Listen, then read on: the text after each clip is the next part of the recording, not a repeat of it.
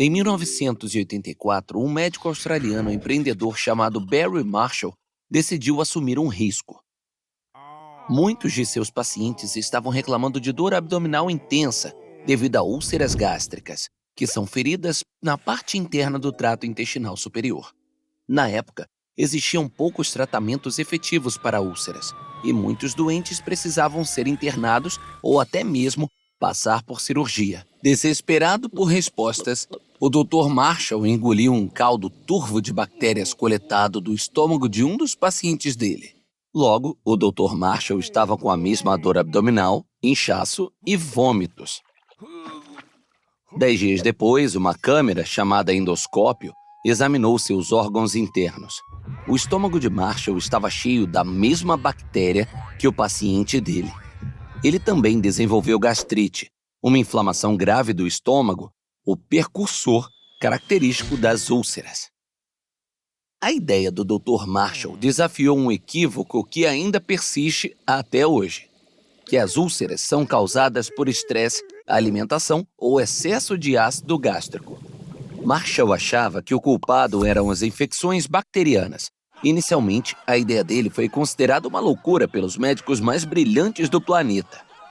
Mas, em 2005, ele e o Dr. Robin Warren receberam a validação final ao conquistar o Prêmio Nobel de Medicina. Nossos estômagos são órgãos em forma de J, com ambientes surpreendentemente complexos inundados em hormônios e substâncias químicas. O estômago está sob constante ataque por enzimas digestivas, bile, proteínas, micróbios e o próprio ácido gástrico. Em resposta, produz bicarbonato, muco e os fosfolipídios chamados de prostaglandinas para manter a integridade da própria parte interna dele. Este equilíbrio delicado é constantemente regulado, sendo conhecido como a defesa da mucosa. Desde meados dos anos 1800, os médicos achavam que o estresse sozinho causava a maioria das úlceras gástricas. Davam-se antidepressivos ou tranquilizantes aos pacientes e se pedia a eles que visitassem spas de saúde. Esta crença finalmente mudou a ideia relacionada aos alimentos condimentados e ao estresse como os culpados. No entanto, nenhum estudo convincente demonstrou que o transtorno emocional, o estresse psicológico ou a alimentação condimentada fossem a causa direta da úlcera. Em meados do século XX, era amplamente aceito que o excesso de ácido clorídrico levava o estômago a se alimentar dele próprio. Os defensores fervorosos dessa ideia eram conhecidos como a máfia do ácido. O maior furo nesta teoria era que os antiácidos proporcionavam apenas alívio temporário. Agora sabemos que algumas úlceras raras são realmente causadas por excesso de ácido clorídrico, mas elas representam menos de 1% de todos os casos. O Dr. Marshall e o Dr. Warren identificaram uma bactéria em forma de espiral chamada Helicobacter pylori, ou H. pylori, como a verdadeira responsável. A H. pylori é uma das companheiras mais antigas e frequentes da humanidade, que nos acompanha há pelo menos 50 mil anos e se encontra atualmente em 50% das pessoas. Anteriormente, achávamos que o estômago era estéril, por ser um ambiente tão ácido e hostil. No entanto, a H. pylori sobrevive à turbulência ácida do estômago com uma variedade de características que rompe a defesa da mucosa a seu favor.